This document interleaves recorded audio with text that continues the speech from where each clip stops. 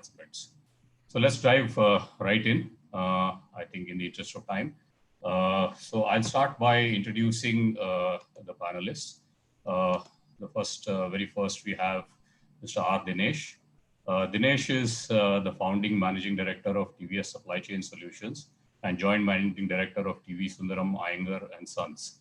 He is also director for various joint ventures and subsidiaries. Dinesh started TVS Supply Chain Solutions as TVS Logistics in 2004 after working his way up the organization ladder in group companies. Since then, the company has grown to become a billion-dollar company in 2018, including TVS Supply Chain Solutions. Dinesh manages a group of companies with subsidiaries across the globe with revenues of over $2 billion, employing over 25,000 people and serving customers in over 50 countries. TVS Supply Chain Solutions is also the first company in the group to raise private equity. Dinesh has been elected as the chairman of the CII National Committees on CII Institute of Logistics Advisory Council and on Shipping and Logistics for 2019-20. He is also on the CII National Council 2019-20, besides being the past chairman of the CII Southern Region 2018-19. Dinesh has won many awards, including ENY's Entrepreneur of the Year, Services 2017, and many others for his entrepreneurial and outstanding work. So welcome once again, Dinesh. So the next participant panelist we have is Mr. Mayur Toshniwal. Mayur is the managing director of Future Supply Chain. After graduating from IIT BHU and IIM Ahmedabad, Mayur spent his initial years with Asian Paints and Coke in the sales and supply chain functions. His stint with Future Group started in retail, where he moved on to become president retail operations of the group's value retail business, which included Big Bazaar. Mayur then ran the group's telecom business, where they launched T24, a GSM service in partnership with Tata Teleservices. He also foresaw future Axiom Telecom, a joint venture with Axiom UAE. Bitten by the entrepreneurial bug, he then went on to co-found All Green Ecotech Solutions, an energy efficiency and building automation venture in 2011. Mayur then joined Future Supply Chain Solutions back in July 17. After his work, Mayur reads, travels, and is a weekend golfer, keeps fit with squash, walking, and yoga. Welcome once again, Mayur.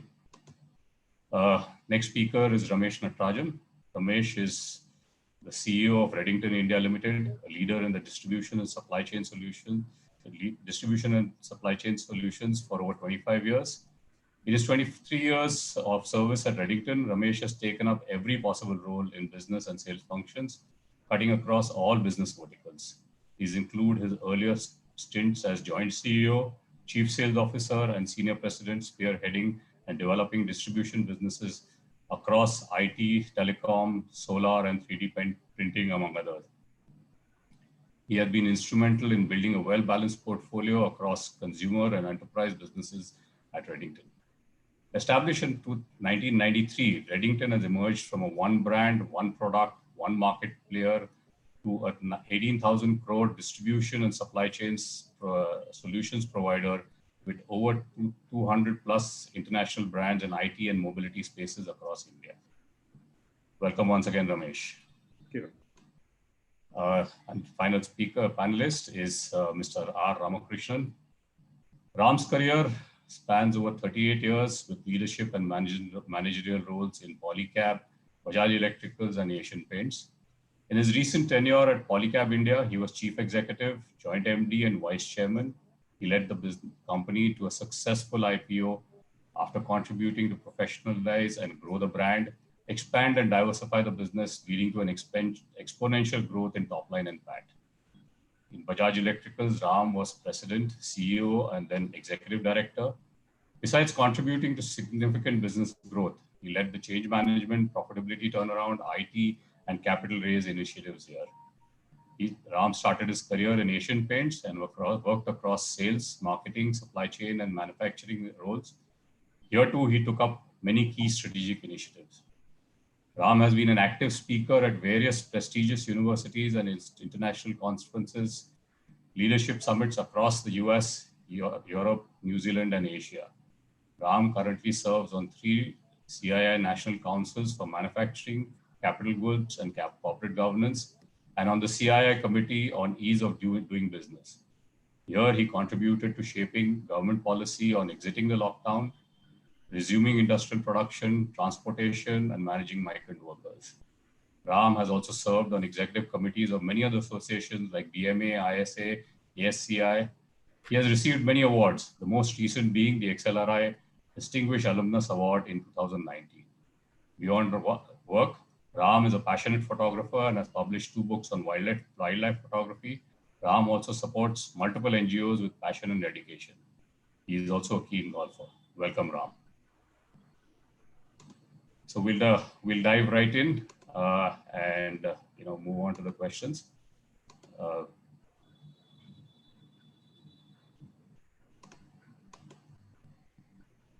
So I think I'll start by requesting Dinesh to basically talk about the role of supply chain in the current disruptions faced by industry, primarily around challenges of tier 1 and downstream suppliers, and how the industry has adjusted to deal with them. Over to you, Dinesh. Thanks, Rahul. So actually, if you go back, I would say for the last 3 to 5 years, most companies, especially manufacturing companies, have been looking at what I would call as, de-risking the supply chain and sourcing and making sure availability is there.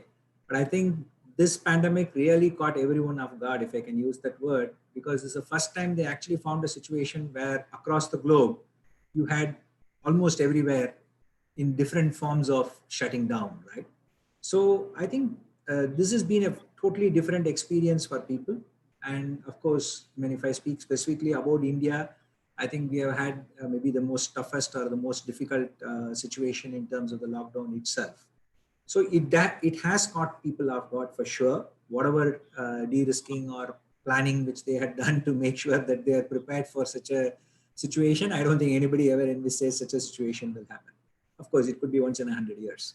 But in reality, I think I would say people have come back much faster than even I would have expected, not just in terms of the resilience of the supplier base, but also in terms of the speed with which things have come back or sprung back in quick succession. There are 2 ways to look at this, and after that I don't want to give a very long-winded answer. One point is it going to be a situation in terms of being caught off guard and therefore they could not come back up? No, I think demand was also not there. So I think it did help in a way to kind of balance between the supply chain disruption and availability, because demand itself had come down. The second issue which happened, which is as demand has come back, I think people have been trying to find different solutions in terms of seeing how they could do a quick shift to a different supplier base or a different countries purchasing, etc., which I think has, I would say, stood them in good stead. And as we speak, I would say in India, we are back to about anywhere between 70 to 90% of supply chain availability, meaning readiness to be able to supply. But in reality, demand being low, I don't think we have such a negative situation today. So it has been a short period of huge disruption, a quick comeback or a quick turnaround, then finding alternate solutions, which is not, not negative, but a positive alternate solution is the way I would look at the answer to this, Rahul. Thanks, Dinesh. So I have a question, but I will, request Mayur to give some thoughts, more from the industry verticals that they are dealing with, around the same area. Mayur, could I request you to give us some insights?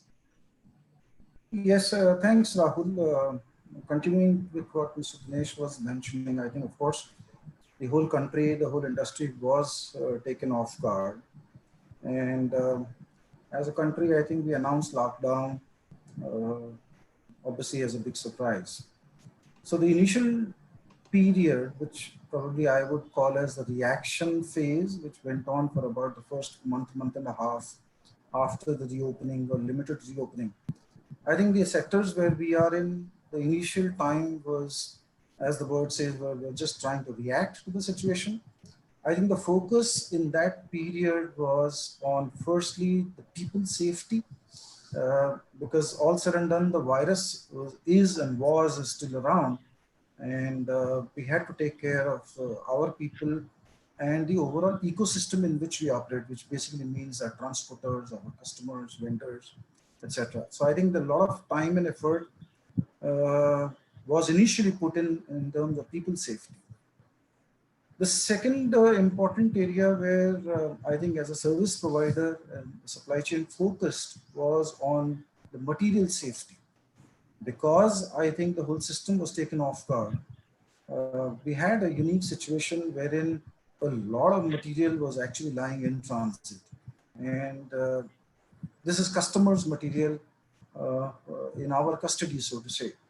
And a lot of transporters, a lot of vehicle drivers went off to their villages, or they left the trucks on the road and disappeared. And I think in that reaction phase, a lot of effort was put in ensuring that our customers' material is lying safe. And the third area, I think, which we had to focus initially was on essentials. So if you remember, only the essentials were allowed in terms of business activity initially. And with hoarding happening and with,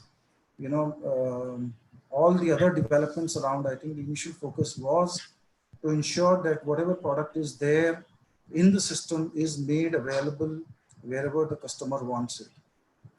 So I think these were largely the areas which we or any service provider focused on in the reaction phase.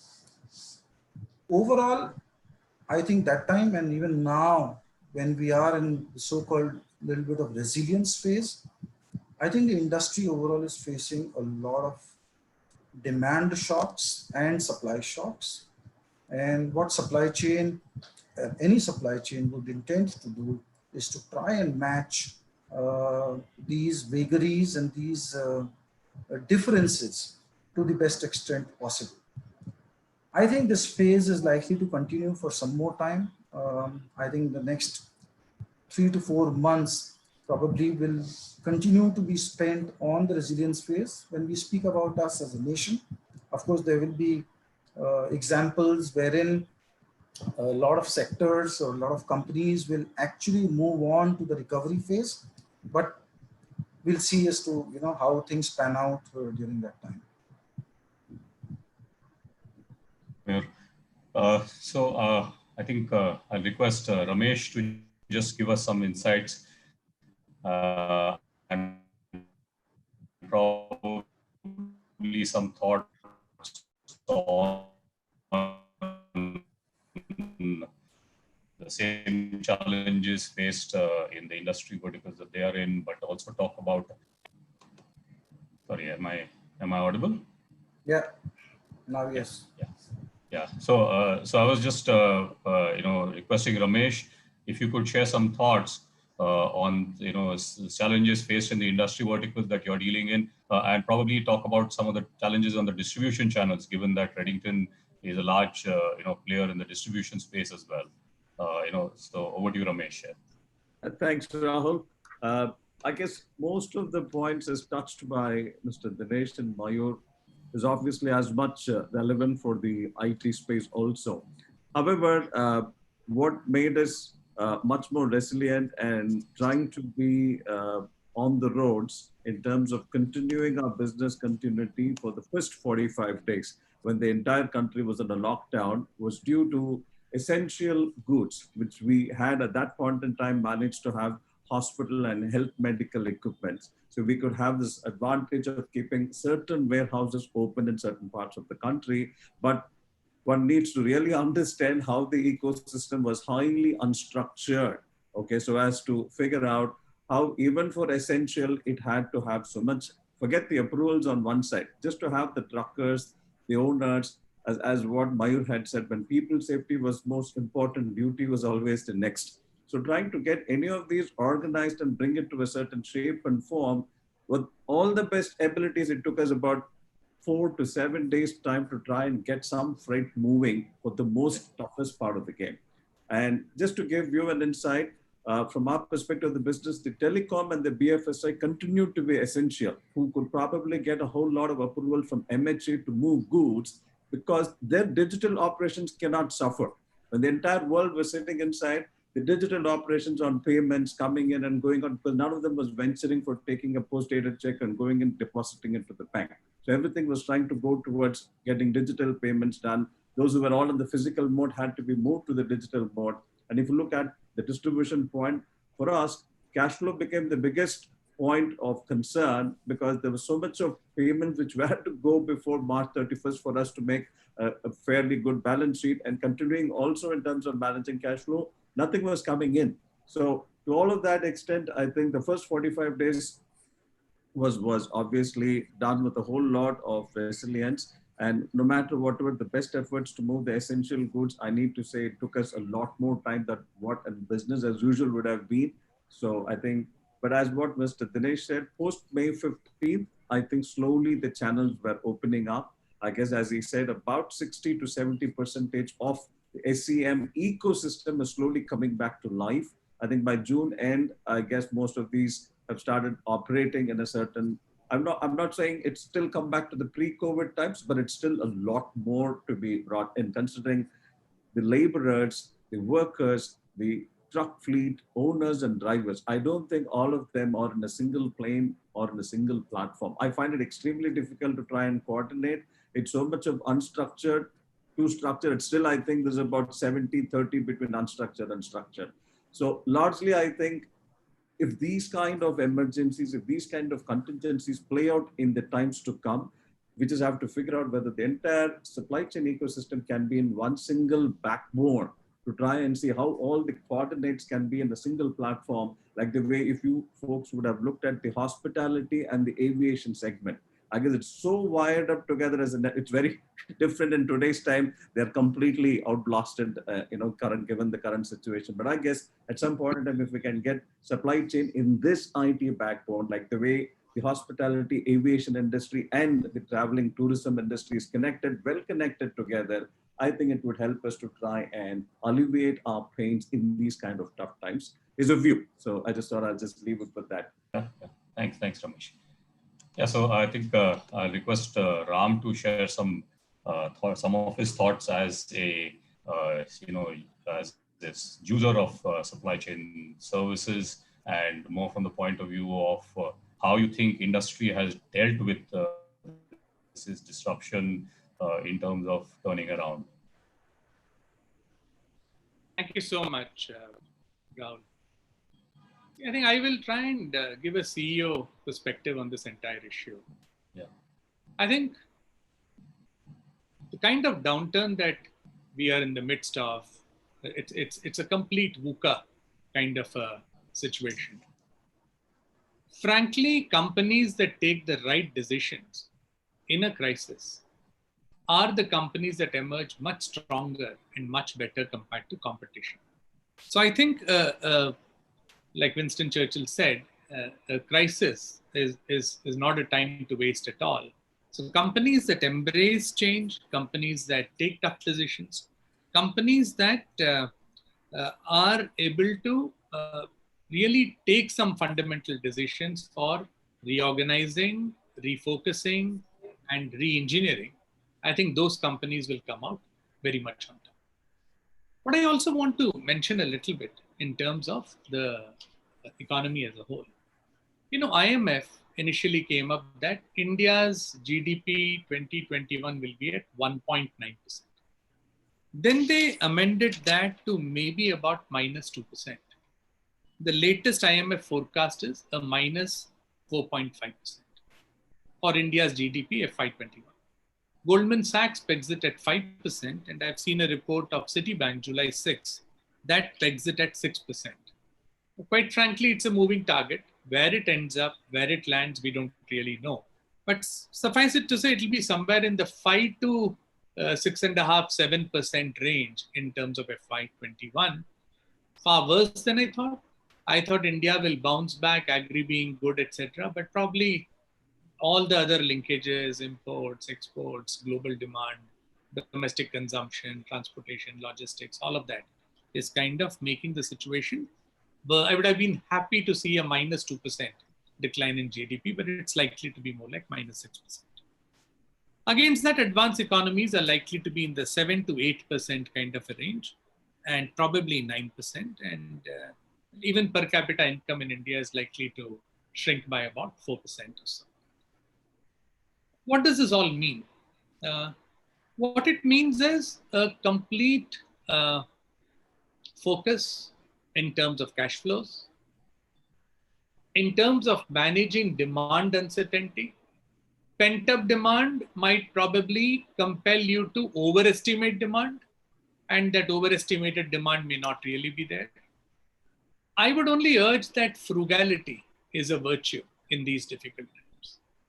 While there can be a good upside, I'm very happy to say in the month of June, for example, many companies in our kind of a sector have seen a positive growth, while May would have been probably about 60% of the normal. Quite similarly in the case of the paint industry, for example. So I've been having some conversations around this. So clearly Q2, that is okay, Q2 of the financial year, and I'm talking of the July to September quarter, is likely to be an improvement in terms of June. However, I also hear that in some of the consumption-led sectors, what's happening is, while there was a lot of pent-up demand and it came up, now there is a demand sluggishness that is being seen. I would say that next year, 21-22, India could very well witness an 8% GDP growth. Companies that prepare for that kind of a GDP growth and put into place the right systems, processes, etc., will benefit enormously. Coming to our industry, another thing that's a very important happening is what's happening with China and the government stance on China. Clearly, a lot of raw materials and a lot of electronic components, etc., solid state electronics, the industry is dependent on the consumer electrical side in terms of China. So a lot is happening in terms of identifying alternate supply chains from Japan, Korea, Taiwan, etc.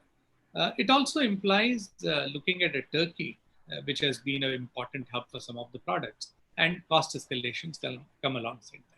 So there can certainly be a cost push because nobody can match China's volumes and pricing at this point. I think with these opening remarks, I would say that tough times ahead, but when the going gets tough, the tough get going. So it's going to be an acid test for management. It's going to be an acid test for leadership.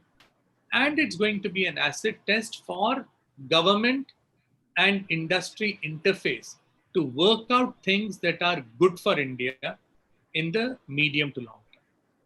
In the short term, we are all groping in the dark. Yeah, so I think very relevant point. Thanks, Ram.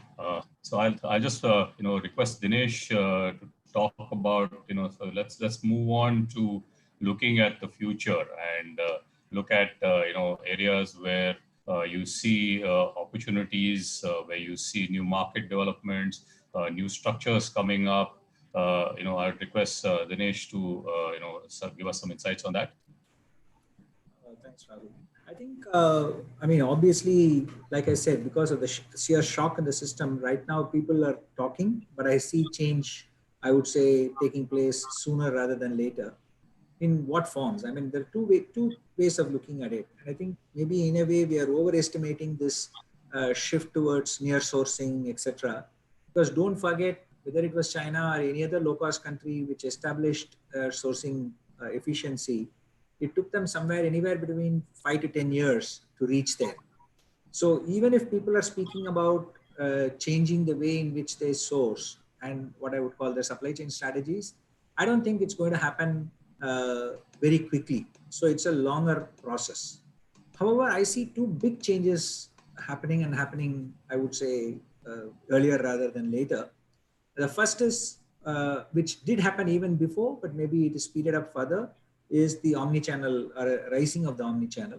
And what I mean by omni-channel is offline players taking advantage of the availability of an online service. But having said that, I think the focus earlier had been on cities. I strongly believe that the focus will be on tier 2, tier 3 towns going forward for the omni-channel prevalence. And that is not going to be facilitated unless technology is embraced across a supply chain, which I actually see as the biggest change taking place post-COVID. If you really look at the thought process, I think many large companies, I mean, people who are on this call or, people who manage large companies, even in India or overseas, had all been speaking about technology as being a backbone, as being a, requirement to interact with customers, to B2B, B2C, etc. But I think somewhere along the line, we never looked at linking all the way into our channel partners, all the way into each of our service providers and making it a seamless supply chain. I think COVID has taught us that that is going to be the real, what I would call not just challenge, but also opportunity. So I think maybe we are trying to make too much of changes in consumer preferences and the way in which behavior will take place. Yes, it could be so for the next 1 year, but is it going to be a complete long-term change where people never go and shop and everything is going to happen online? I really don't know. I would not like to hazard a guess because I think you never know how human intuition works or how human acceptance works of new things. But having said that, these two are ones which I would take as 100% reality in terms of the way in which structures will change, in way in which consumers will be dealt with. And most importantly, I would call the lowest end of the supply chain, which could be a transporter, which could be a, kirana store. How are they going to be transformed going ahead? And all of them were piecemeal efforts. Now I see a concerted effort taking place in making this change happen. And I think it will be much faster than what the earlier attempts have been. Thanks. So I think I agree with you, Dinesh. I think the new normal is something that we need to consciously do, and it's not going to automatically happen. So, I'll just point to something that you mentioned on omni-channel. So, if you could just quickly share some thoughts on how do you think omni-channel will play out in a high touch and feel segment like the auto segment? Maybe some quick thoughts on that. Yeah. So, I mean, let me start with first the aftermarket, right? So aftermarket maybe in India is maybe highly fragmented, meaning you have literally 4 layers within the supply chain, meaning there is a repairer, there is a retailer, there's a wholesaler, and then there is a distributor, and then there's a manufacturer. So, you literally you're speaking about maybe 6 layers of disaggregation taking place. In the omni-channel, the way I look at it is, I don't believe that each of them will go out of business, but some of them will go out of business, and there will be a shrinking in terms of the layers within by usage of technology. So it does not mean people go out of business. It is they adapt to using technology as a solution, and in a way being able to create an offline-online experience which is similar. That's from an aftermarket side. If I look at the finished products, let us say a car sale or a used car sale, I think I still strongly believe that change has already taken place in terms of people don't come to showrooms to buy vehicles. They actually see the cars in their home. And other than the big cities, when you go to any tier 2 city or any tier 3 city, you will find that test drives are actually taking place in localities where they live within, and they don't go more than a kilometer or whatever it is to feel that. Will that change and people will start buying without test driving, without really looking at vehicles? I doubt it. I mean, I think not just India, even globally, I think it is just not focused, gone beyond more than 7-8% of sales taking place. So I think the omni-channel, in my view, is where there will be a physical store, there will be a physical touch and feel, but the need for the number of times of touch and feel, or what I would call the waste touch and feel, meaning it's an invoicing or a process by which delivery takes place, will become purely electronic and purely technology oriented. That for 100% sure in the auto sector. The final comment I'll make here is I also see a lot of aggregators coming in, not on the finished goods, but on the spare parts side, trying to make sure that they create the visibility and touchless process so that people can benefit from it. And again, I see more of that happening in tier 2, tier 3, and even the rural markets, because that's where the consumption is actually taking place today. Yeah, thanks.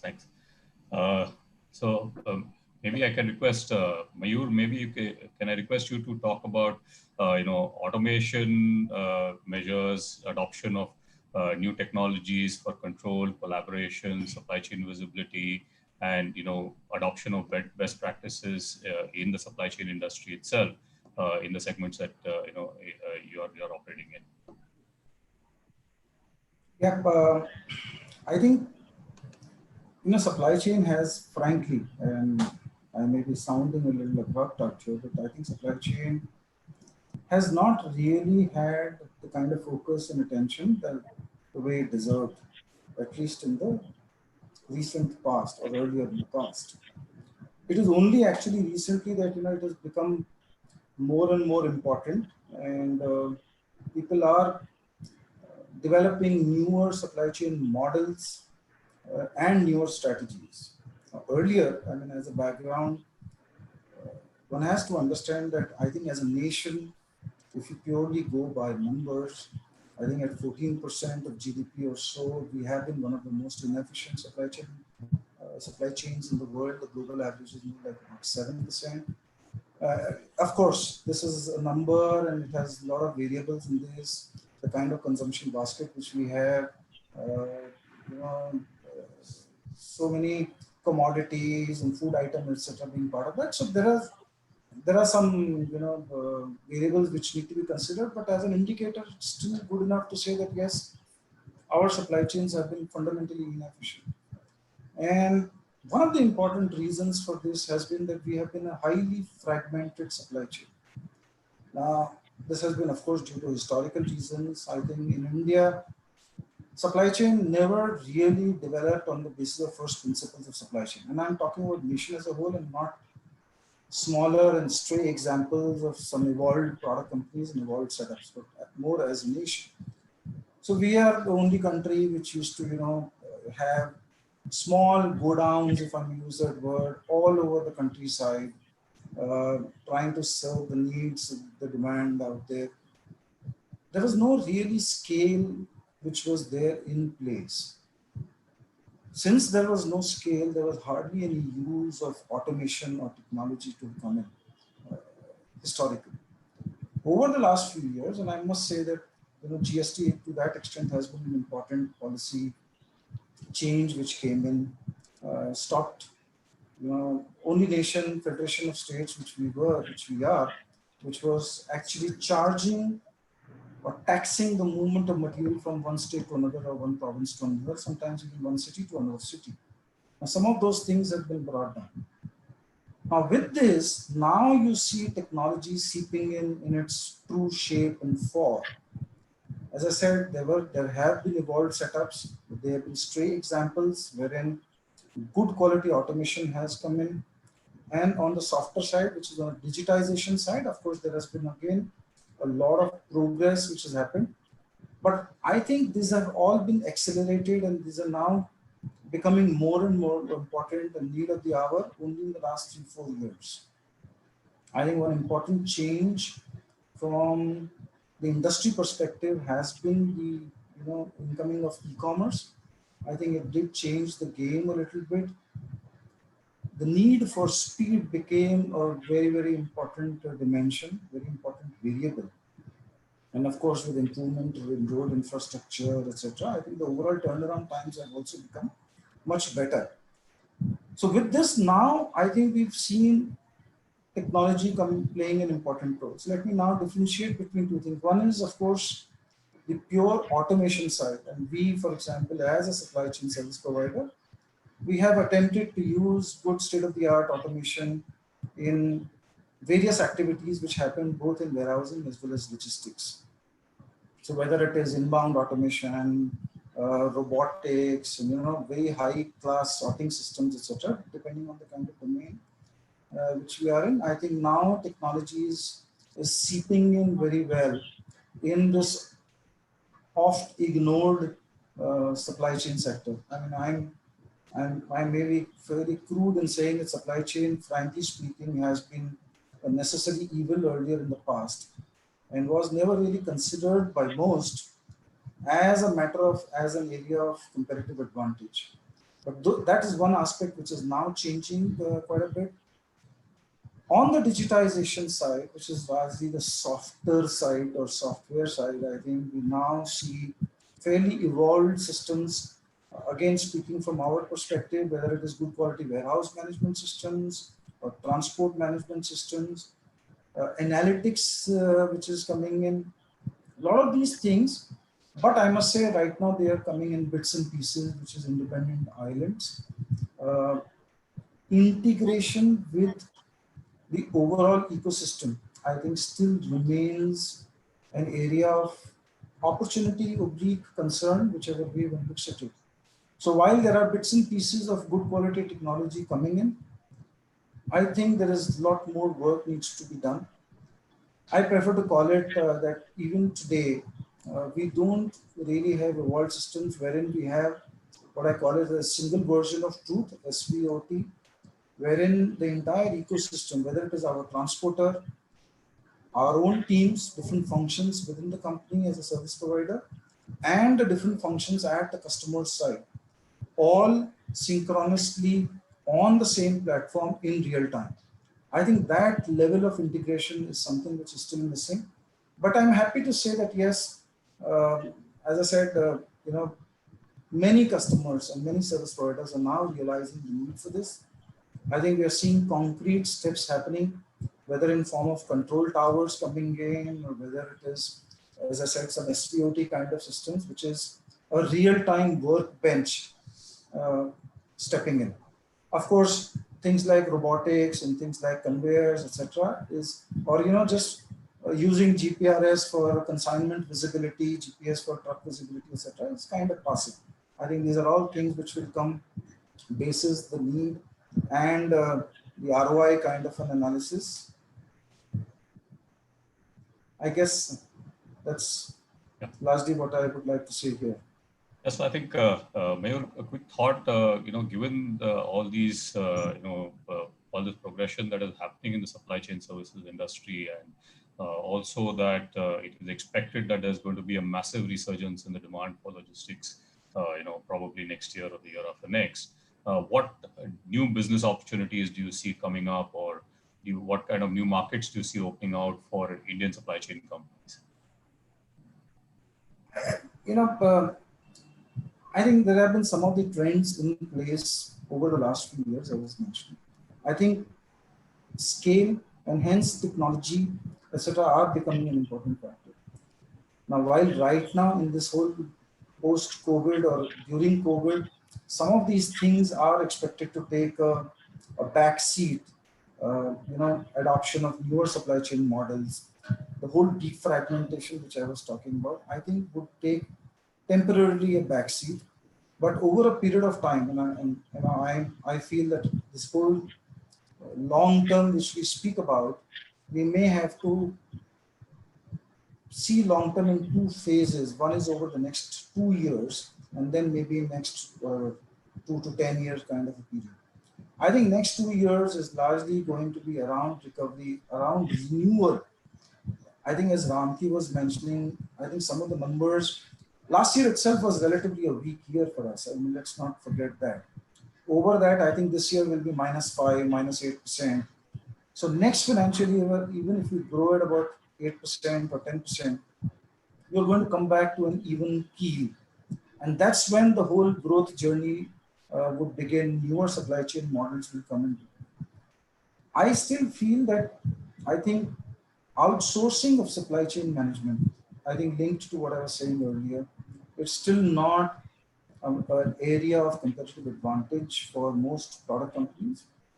You don't need a capable or high domain expertise supply chain service provider, because if you're managing small warehouses, small discrete fragmented supply chain, you don't really need that kind of expertise and that kind of technology. This whole landscape is changing slowly but surely. So what we see is that I think you will see large warehouses, an important role for technology and domain expertise, and hence I am of a view that more and more product companies are going to outsource their supply chain management to capable people, capable service providers. Not too different from what the global trend is. If you see, even today, I think something like 86% of Fortune 500 companies outsource the supply chain. in India, situation is not even in a few percentage points out of our top 100, top 1,000 countries around. So I think this landscape will change quite a bit. The second thing, I will not spend more time, and I think Mr. Dinesh did touch upon that, which is the whole omni-channel focus and omni-channel strategy. I think it is a reality. The whole e-commerce bit is going to increase substantially. Just for your information and for the audience, I think even today, as a supply chain service provider, you have distinct supply chain strategies and processes for e-commerce versus the physical retail supply chain, whether it is modern trade or general trade. I think an omni-channel strategy would mean that you may have a single fulfillment model within your own warehouse, which could cater to any kind of a channel in real time. So whether my demand is coming from an Amazon or from a general trade or another model which could be emerging, which could be a mix of both, I think your supply chain, which has been put into motion, should be able to take care of all these needs at the same time. I think this particular area will grow in focus, grow in importance substantially. Just the last third piece, I think most product companies will demand, and I think customers are demanding this whole debate between speed versus reliability. So while last few years, whether you call it as an Amazon effect, people were very thrilled, customers were thrilled with a 2-hour delivery or 24-hour delivery, etc. I think customers are now looking, customers and hence the product companies are looking for much higher level of reliability. I think something which has been relatively missing in India. So yes, you may not want to supply in 24 hours, but if you're going to supply in 48 hours, your consignment is going to reach between 9 a.m. and 10 a.m. day after day, every single time. I think that's reliability. And I think that factor is going to drive a lot of models and strategies for supply chain companies as well as the Thanks, Mayur. So I just request Ramesh to share some thoughts on, given that there's a lot of focus that's going on to online and omni-channel, direct to customer, direct to retail models. How do you see this panning out in terms of restructuring of traditional distribution channels? How do you see this panning out in terms of development of new markets like the rural markets, and in terms of introduction of new products and new technologies? Yeah, thanks, Rahul. And see, from an IT ecosystem over the last 20 years, what India was always, if you looked at the late 90s and the walk into the new millennium, it was all controlled by the mom and pop stores, what we otherwise call it as the GT, general trade segment. Okay, the first change in the distribution strategy, I guess, was started off by the large format retailers. Okay, which became the beginning of early, 2000 was like Reliance and Chromas and Tata's coming up into the large retail space and trying to take over close to about 15-18% in the first between 2000 to, should I say, about 2010.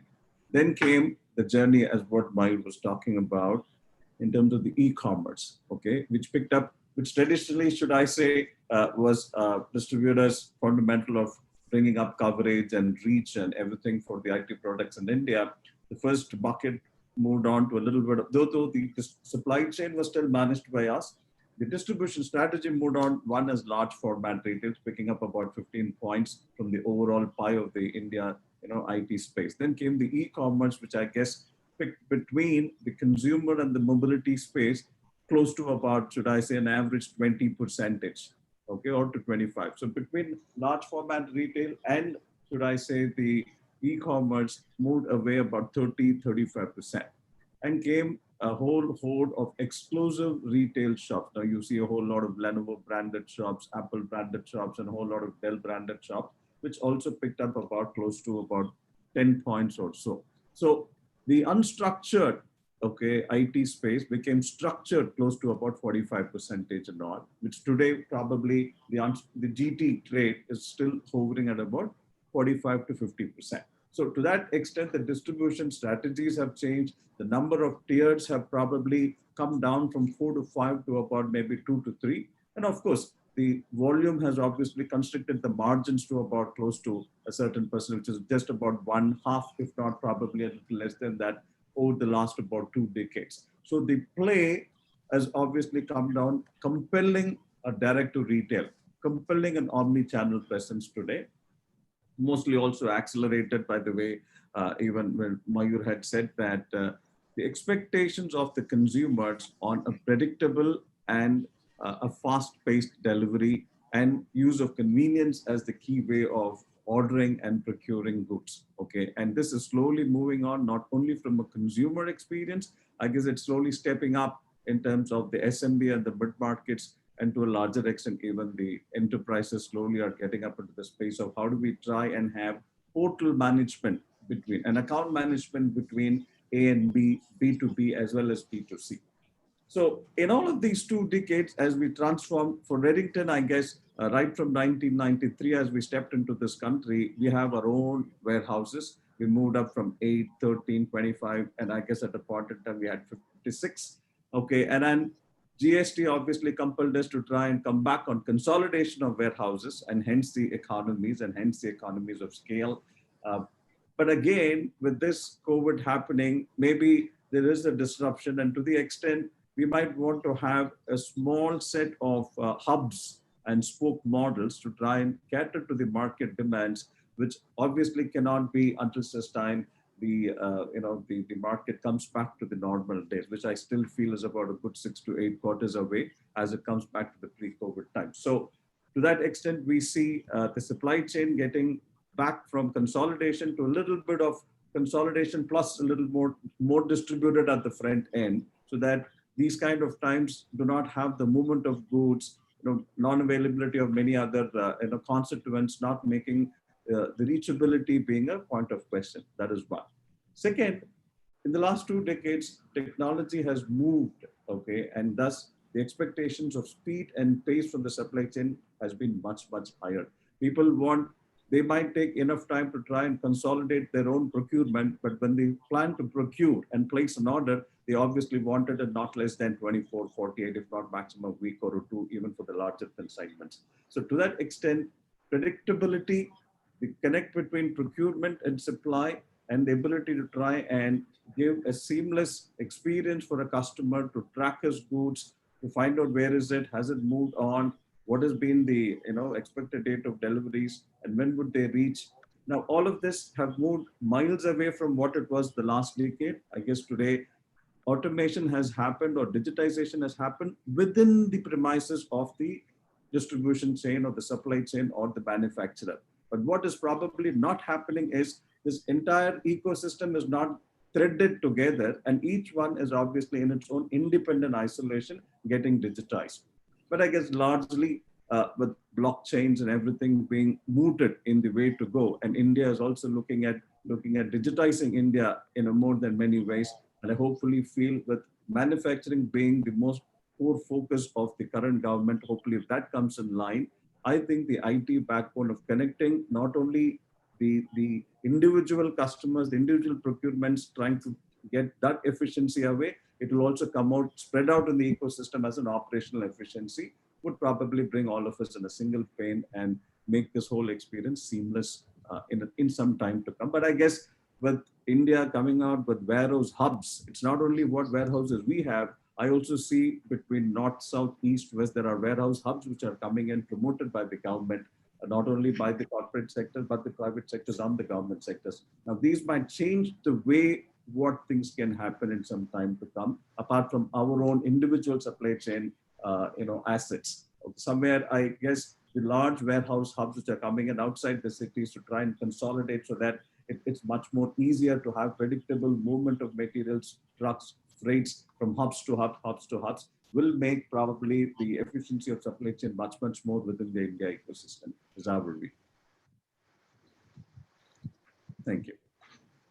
Oh, I think we're running a little behind schedule, but I'll request Ram to share some thoughts on basically around emerging opportunities and the role of government policy around that and development of new markets, specifically rural markets?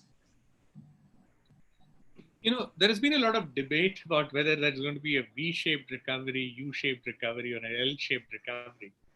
We came across a terminology which is very interesting. EY came up with something called a saw-shaped recovery. So the saw-shaped recovery looks something like this. And the extent of the saw depends on how do we cope with the healthcare systems to cope with the pandemic?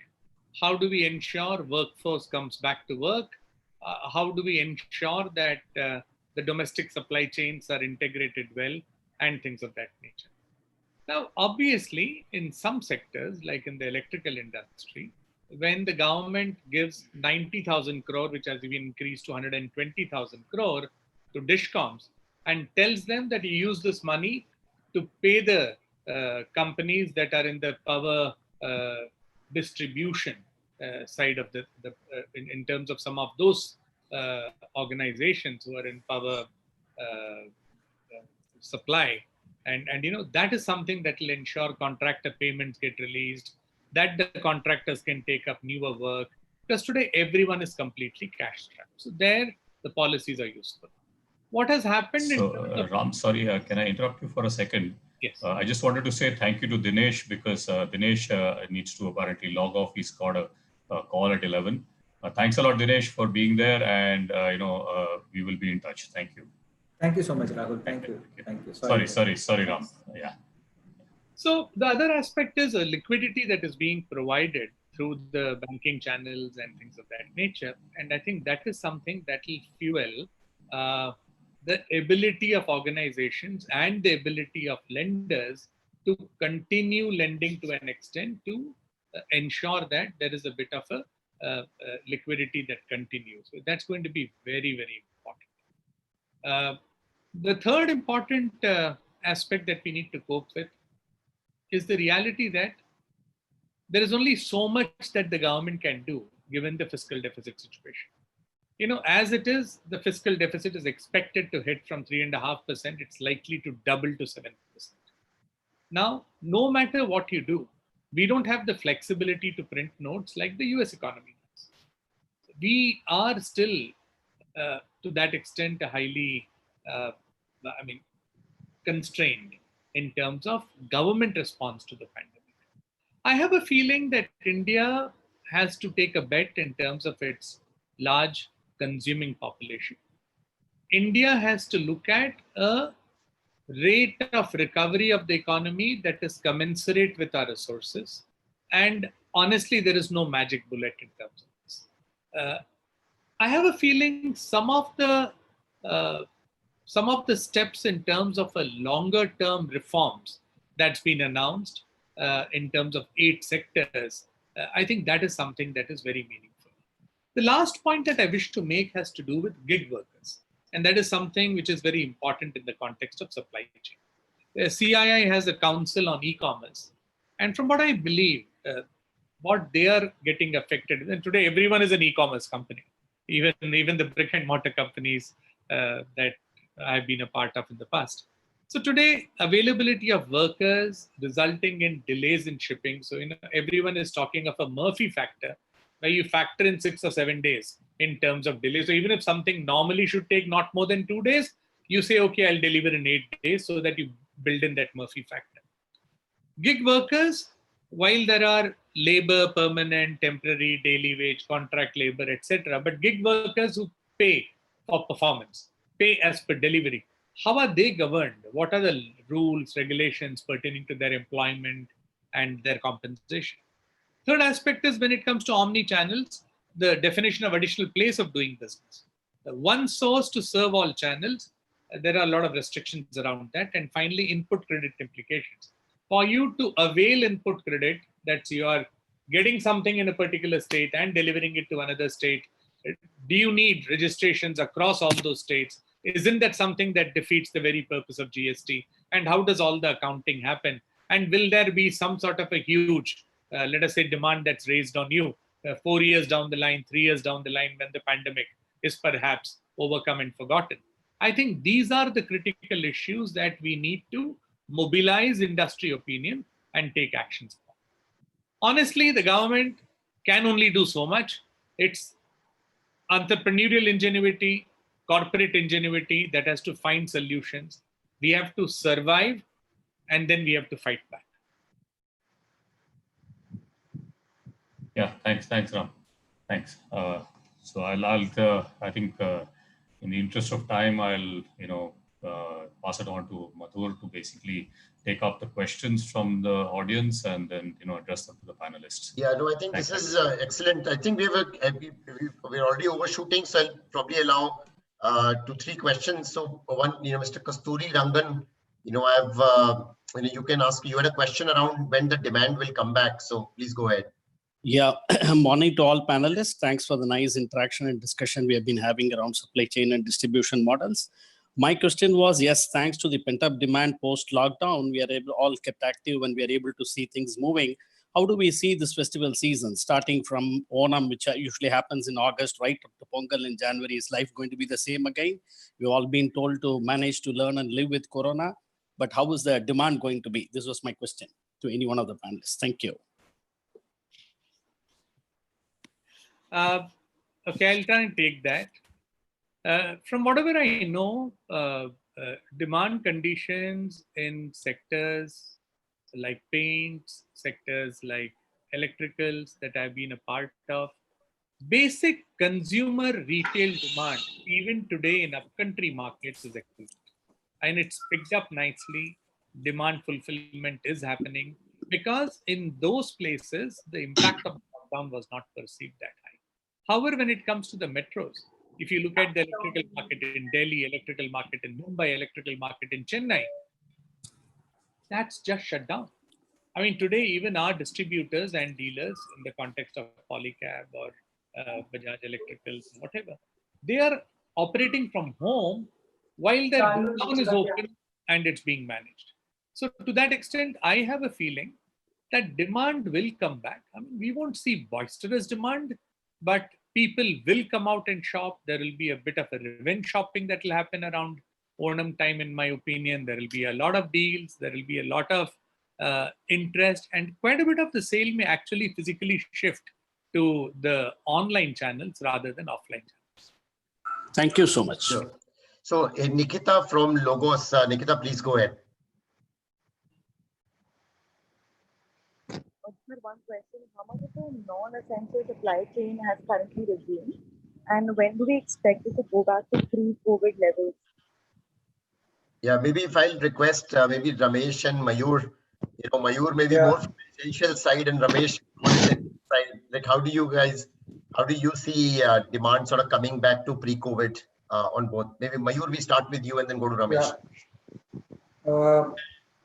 We have a fair mix of consumption-oriented companies as our customers, and I'm not sure whether I'm sounding very pessimistic, but at least at this point in time, whatever we have seen over the last 2-3 months, and more importantly, whatever indications we seem to be getting by talking to our customers regularly, I think it's the discretionary spends which are getting quite badly affected. Now, fashion, for example, is largely a discretionary spend, and I think the whole sector is not even limping back. I think it's very, very even worse than limping back to normalcy. So my guess is that the essentials, of course, are already back in shape.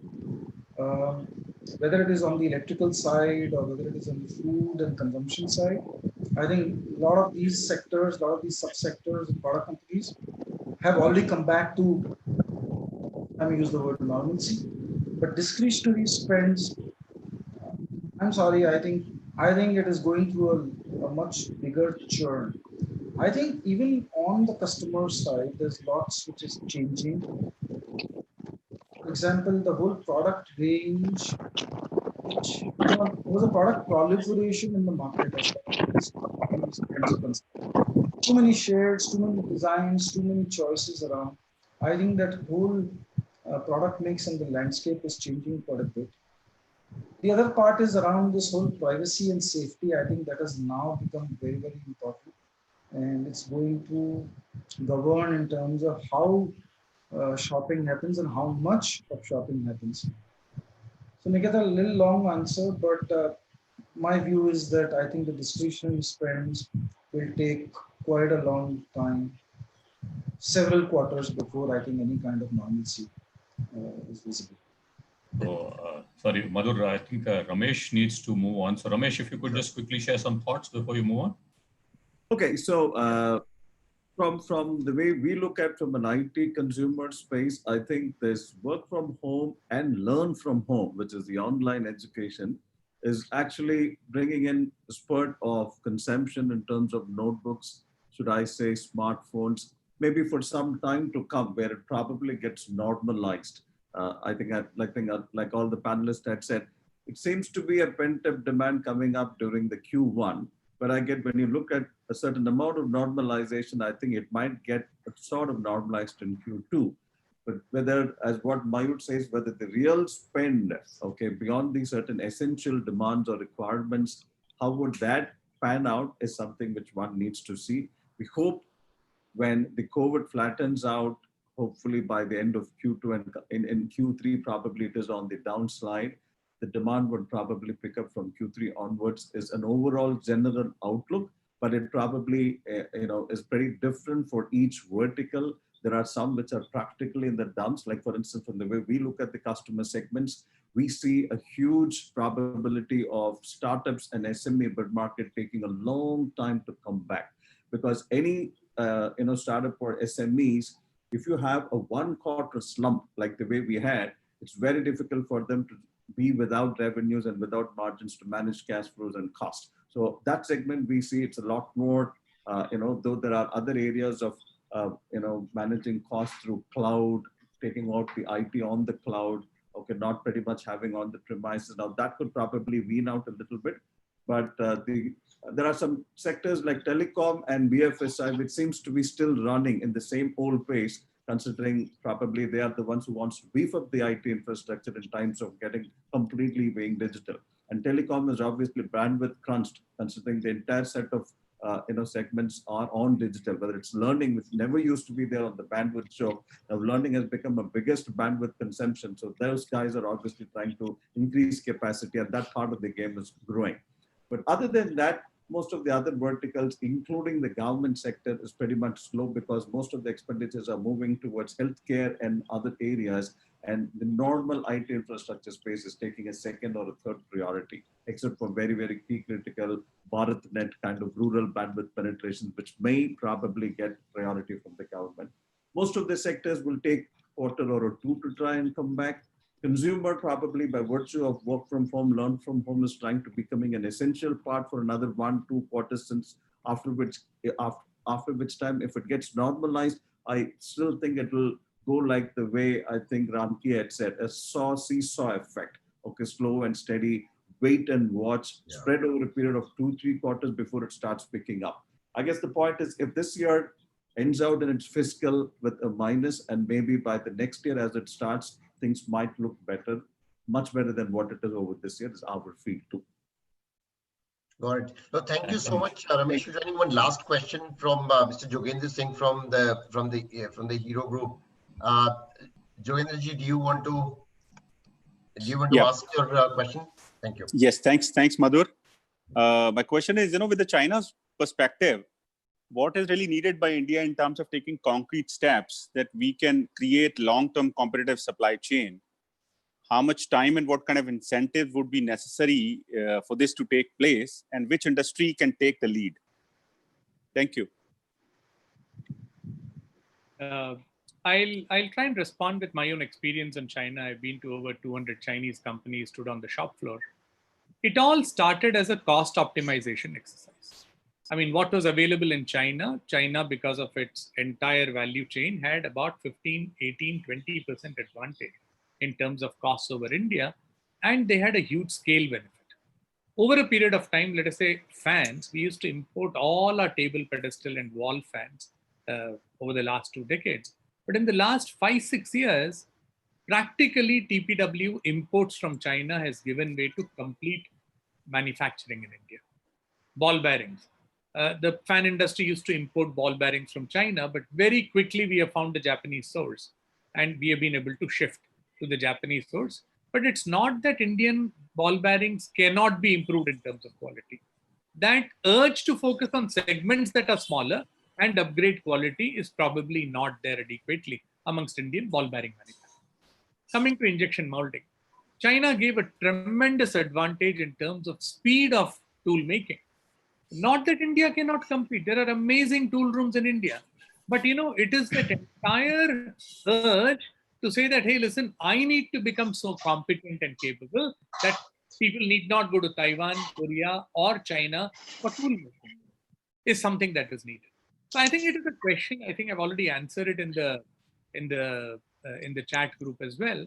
I think it needs inner confidence. It needs maybe some technology partners from Korea or Taiwan in the immediate future. And we should draw up an action plan where these kind of sectors where we were China dependent over a period of 18 to 24 months, domestic competencies up. No, this is excellent. Hey, one last thing that I would just maybe last 1 minute to close it out with Mayur. Mayur, there's a question from Vivek Pilania from Edelweiss, but I'm just in interest of time taking the liberty to ask directly.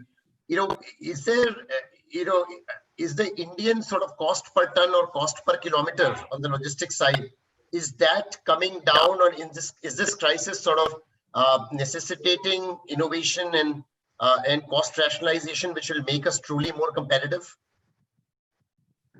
I think it's relatively a smaller part, nevertheless important. I think cost per ton kilometer, which could be a fairly good benchmark to compare, we are, I think, already good at that.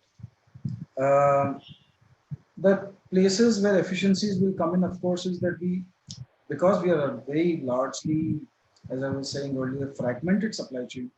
Today, even in transportation, we are not able to move to scale. So we don't have much trailers, for example, who can take 60 tons of material in one shot. We largely have those 10 tonners or 12 tonners or 18 tonners at max. So some of these places, there is potential for cost to come down. But as I think somewhere I was mentioning earlier, the efficiencies will still come more from the supply chain design and not just pure per ton transportation cost. While it is important, I think the bigger fruit is lying in optimizing the overall chain rather than just looking at one element of that. Got it. No, this is excellent. I think, with that, we come to the close of today's event. But, to everyone in the panelists, and especially Rahul, thanks a lot for beautifully orchestrating this. And, Mayur, Ram, Ramesh, excellent, for you to, very generous of you to sort of spend time with us and share perspectives. I really, really appreciate, your time and perspectives here. And I think overall to the audience, look, if you have any further questions or you want to do sort of do a discussion on any of the topics subsequently, we are available, and we can take that offline as well. But from an event perspective, thanks a lot, everybody, and you have a fantastic day ahead. Thank you very much. Thanks, Really thanks appreciate it. Madhur, thanks Rahul. Thanks Ram, Thank you. Ramesh, Bye-bye. and thanks Mayur. Thank you. It's been a pleasure. See you soon. Thank you. Catch you sometime. Bye. Thank you.